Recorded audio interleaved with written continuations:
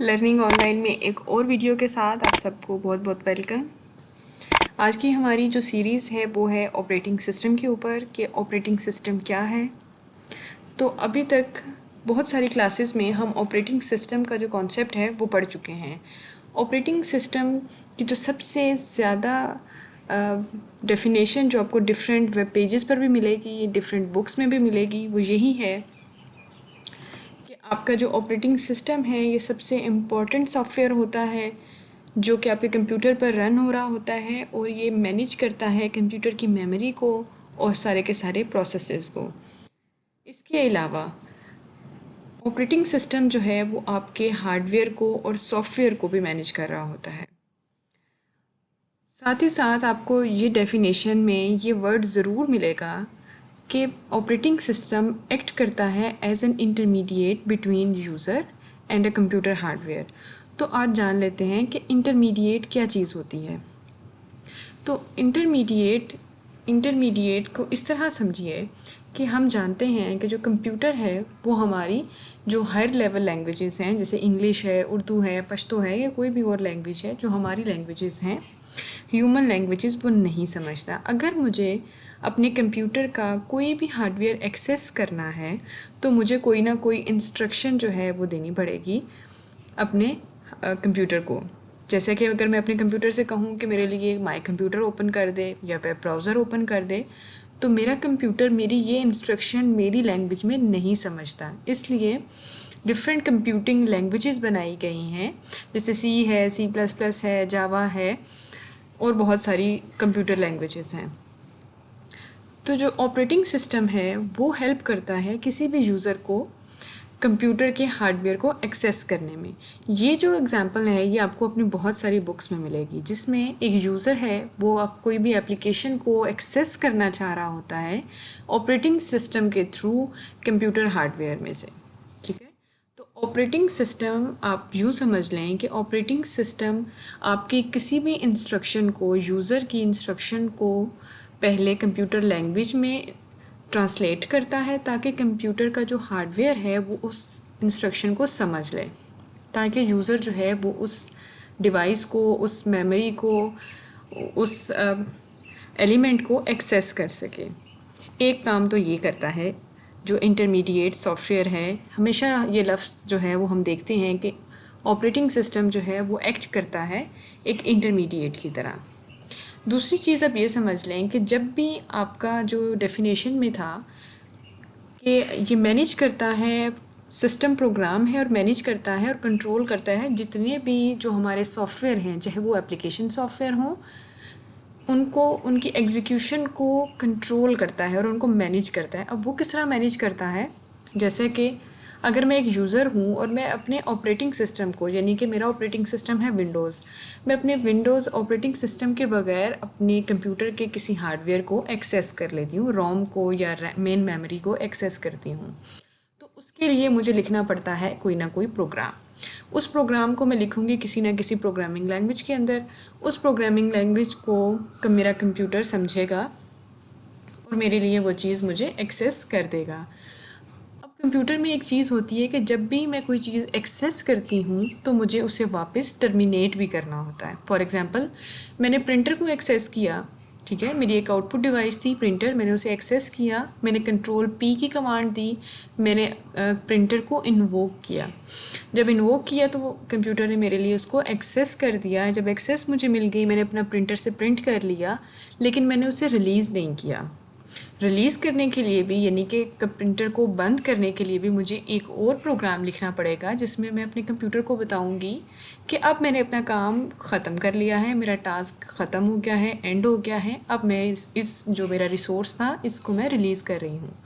तो operating system ना सिर्फ हमें एक्सेस देता है, मैनेज करता है हमारी डिफरेंट कंप्यूटर के अंदर प्रोग्राम्स को, डिफरेंट सॉफ्टवेयर्स की ना सिर्फ हमें एक्सेस आसान बनाता है, जबकि उसको रिलीज़ करना और उसके जितने भी बाकी काम हैं, बाकी टास्क हैं, उनको भी बहुत अच्छे से मैनेज करता है। तो आई होप यहाँ तक आपको समझ आ गया होगा। ऑपरेटिंग सिस्टम के इसके अलावा भी बहुत ही सारे फ़ायदे हैं कि ऑपरेटिंग सिस्टम हमारे लिए लोड करता है हमारी एप्लीकेशंस को मेन मेमोरी के अंदर और एग्जीक्यूट करता है, कंट्रोल करता है ऑपरेशंस को मेन मेमोरी के अंदर, स्टोरेज डिवाइसेस को कंट्रोल करता है, हमारे लिए मैनेज करता है फाइल फोल्डर्स को। कहीं पर अगर हार्डवेयर फेलियर आ जाए उसको डिटेक्ट करके हमें बताता है और हमें सिक्योरिटी प्रोवाइड करता है through user name and password. तो अभी आप अपनी कंप्यूटर स्क्रीन पर देख रहे होंगे कि एक डेफिनेशन लिखी हुई है जो है व्हाट इज़ अ प्रोग्राम। तो प्रोग्राम को समझ लीजिए कि प्रोग्राम होता है एक sequence of set of instructions to solve a particular problem. For example, मुझे एक प्रॉब्लम है, ठीक है, मैंने दो नंबर्स को मल्टीप्लाई करना है। How to multiply two numbers, ये मेरी एक प्रॉब्लम है।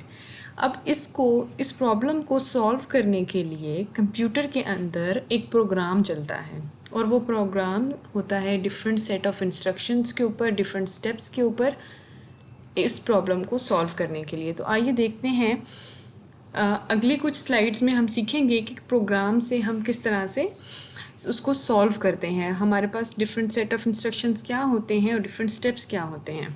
फिर है कंप्यूटर लैंग्वेज क्या होती है।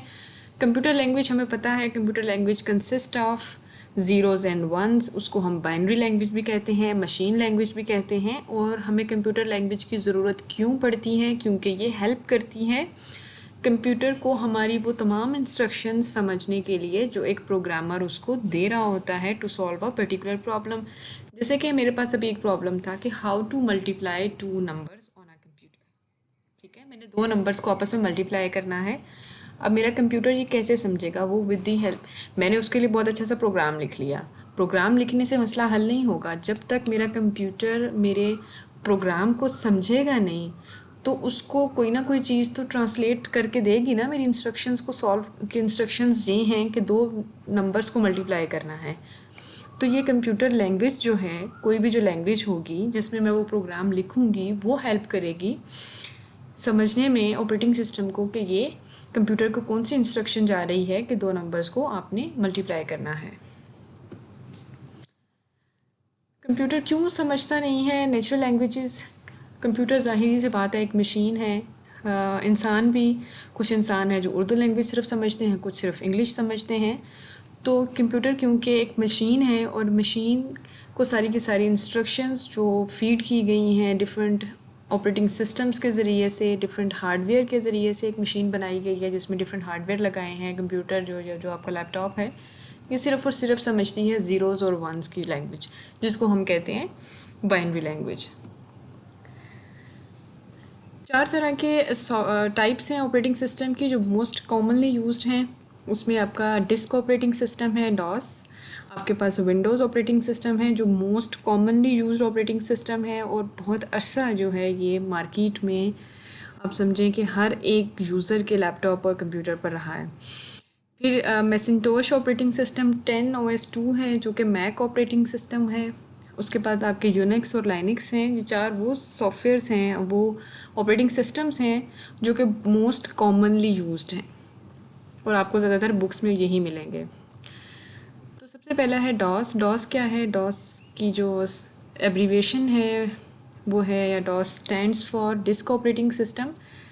और इस ऑपरेटिंग सिस्टम के अंदर जो है सारी की सारी डिफरेंट कमांड्स यूज़ होती हैं। ये कमांड लाइन इंटरफेस का एक ऑपरेटिंग सिस्टम है जो कि इसके साथ इंटरेक्ट करने के लिए आपको यूज़र को बहुत डिफरेंट काइंड्स की कमांड यूज़ करनी पड़ती हैं। टेक्स्ट बेस्ड यूज़र इंटरफेस है, यानी कि ग्राफिकल बेस्ड नहीं है। जैसे कि हमारी जो विंडोज़ है वो ग्राफिकल बेस्ड है, उसमें ग्राफिक्स हैं, उसमें आइकन्स हैं, मेन्यूज़ हैं, ठीक है, कर्सर्स हैं।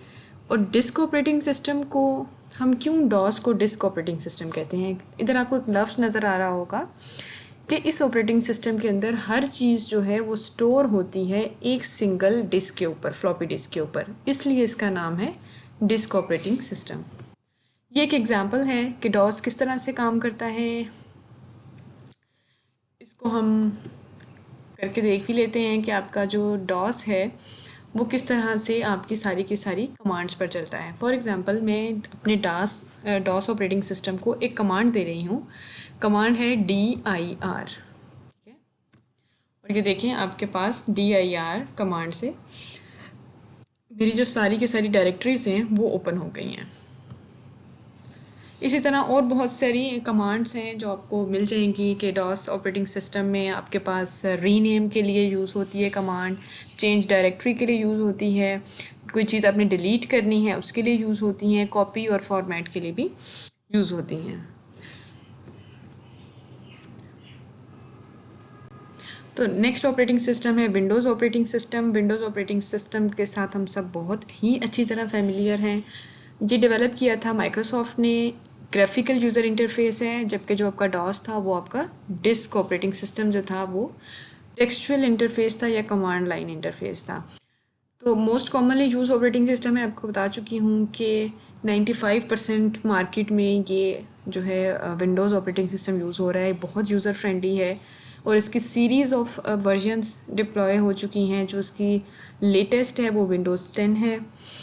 कुछ पॉपुलर वर्जन्स दी हुई हैं नीचे, Windows 95, 98, XP, Windows 5, Windows Vista 7 and Windows 10। ये ग्राफिकल यूज़र इंटरफेस विंडोज़ 10 का है। उसके बाद है Mac operating system. Mac operating system जो है वो पोटैटो इनकॉर्पोरेशन ने डेवलप किया था और सारे के सारे जो एप्पल कंपनी के जो कंप्यूटर्स हैं उनमें जो बिल्ट इन इंटरफेस आता है और उसके बाद भी जब वो चेंज भी करना चाहें तो उसमें मैक ऑपरेटिंग सिस्टम यूज़ होता है। मैक की जो लेटेस्ट वर्जन है वो भी 10 है, OS 10। मैक ऑपरेटिंग सिस्टम को जब हम विंडोज़ ऑपरेटिंग सिस्टम के साथ कंपेयर करते हैं या डिस्क के साथ कंपेयर करते हैं तो मैक जो है वो बहुत ज़्यादा सिक्योर है, लेकिन सिक्योर होने के साथ साथ ये एक्सपेंसिव है। रिलायबल है, इसकी क्वालिटी हाई है, इसके फीचर्स आपको बहुत अच्छे मिलते हैं। क्यों? क्योंकि जो मैक ऑपरेटिंग सिस्टम है उसमें आप वो चलता है आपके डिफरेंट सॉफ्टवेयर्स के, उसके क्रैकर्स आपको वेबसाइट्स पर नहीं मिलते। आपको फुल वर्जन्स ख़रीदने पड़ते हैं, फुल वर्जन्स पेड फॉर्म में होते हैं।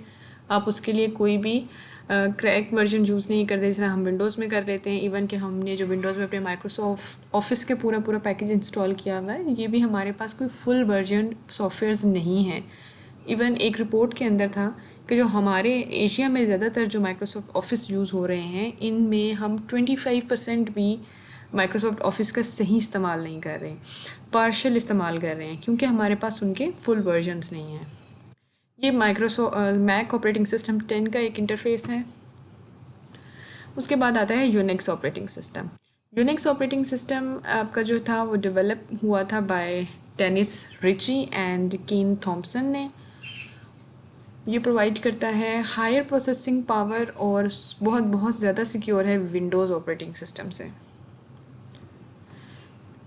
जो आपका यूनिक्स है वो उसकी भी कमांड लाइन इंटरफेस मैंने एग्जांपल में शो किया है, क्योंकि ज़्यादातर जो एप्लीकेशंस हैं जो सिक्योर होती हैं, जैसे कि आपकी जो बैंकिंग की जो सॉफ्टवेयर्स हैं वो अभी भी यूनिक्स पर बिल्टअप होते हैं, क्योंकि ये बहुत ज़्यादा सिक्योर। अपने लेसन को रिकैप कर लेते हैं। आज हमने पढ़ा है कि ऑपरेटिंग सिस्टम क्या है, कि ऑपरेटिंग सिस्टम आपका सॉफ्टवेयर है जो ना सिर्फ आपके सिस्टम को मैनेज करता है बल्कि आपके एप्लीकेशन सॉफ्टवेयर्स को, आपके डिफरेंट रिसोर्सेज को मैनेज कर रहा होता है, आपके फाइल फोल्डर को मैनेज करता है और एक्ट करता है as an intermediate between your user and your computer hardware.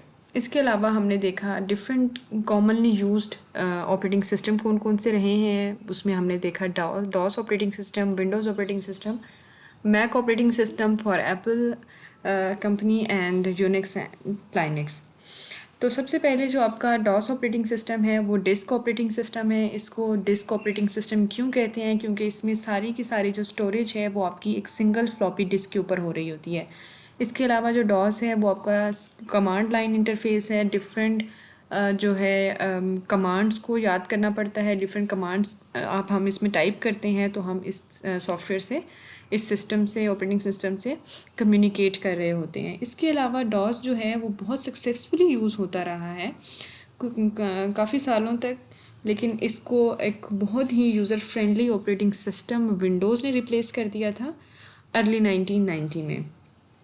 DOS commands जो हैं वो डिफ़िकल्ट टू लर्न है, उनको मेमोराइज़ करना पड़ता है एंड जो नए यूज़र्स होते हैं कंप्यूटर के उनके लिए थोड़ा सा मुश्किल होता है। तो नेक्स्ट ऑपरेटिंग सिस्टम हमने डिस्कस किया जो कि क्या था, विंडोज़ ऑपरेटिंग सिस्टम था। विंडोज़ ऑपरेटिंग सिस्टम हमें पता है ये GUI यानी कि ग्राफिकल यूज़र इंटरफेस के ऊपर चल रहा है, डिफरेंट मेन्यूज़ पर, आइकन्स पर। यूज़र फ्रेंडली है, इसमें यूज़र को बहुत सारी कमांड्स जो हैं वो याद नहीं करनी पड़ती, जैसे कि डॉस के साथ। इसके अलावा ये कंप्यूटर को अलाउ करता है, यूज़र को अलाउ करता है कि वो अपने कंप्यूटर को अपनी कमांड्स दे थ्रू आइकन्स, मेन्यूज़ और बटन्स की, जो कि हमारे लिए बहुत ही ज़्यादा जो है आसान बना देती है कम्युनिकेशन को। नेक्स्ट हमने पढ़ा Mac operating system. Mac operating system की भी जो लेटेस्ट वर्जन है उसको हम कहते हैं OS 10। इसके अलावा जो आपका मैक ऑपरेटिंग सिस्टम है वो 10th मेजर रिलीज़ है मैक ऑपरेटिंग सिस्टम की। ये बहुत ज़्यादा सिक्योर ऑपरेटिंग सिस्टम है जब हम इसको कंपेयर करते हैं आपके विंडोज़ के साथ। जो मैक के हार्डवेयर और सॉफ्टवेयर हैं वो बहुत ही अच्छा काम करते हैं टुगेदर, और उनमें बहुत ही कम फ्लॉज हैं, यानी कि एरर्स हैं। जो मैक कंप्यूटर है बहुत हाई क्वालिटी हैं लेकिन एक्सपेंसिव हैं।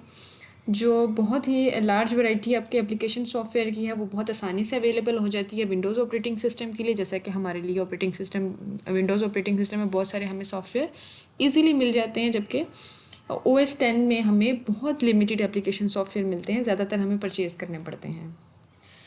इसके बाद हमने देखा Unix operating system. Unix operating system जो था डेवलप हुआ था C लैंग्वेज के अंदर। इसकी प्रोसेसिंग पावर बहुत ज़्यादा है, बेटर सिक्योरिटी देता है विंडोज़ से।